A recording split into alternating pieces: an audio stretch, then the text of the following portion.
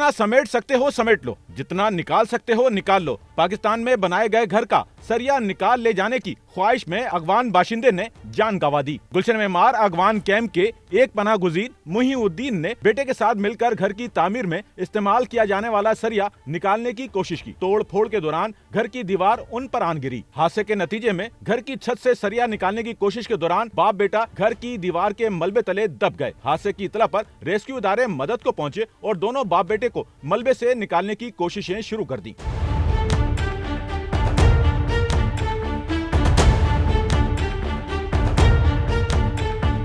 Rescue इदारों के मुताबिक ऑपरेशन के दौरान रेस्क्यू रजाकार बेटे को जिंदा जख्मी हालत में मलबे से निकालने में कामयाब हो गए। जब बाप मुहीउद्दीन को मलबे से निकाला गया तो वो जिंदगी हार चुका था। पुलिस के मुताबिक अगवान कैंप में रियासती अहकामात पर मुकामी इदारों की जानिब से इन्हेदामी कार्रवाई जारी है। अलबत्ता बाप के जाँ बहक और बेटे के जख्मी होने का हादसा अगवान बस्ती में उस मुकाम पर पेश आया जहाँ इदारों की मशीनरी मौजूद नहीं थी। कैमरामैन अमीन के साथ नौमान रफीक, SNN कराची।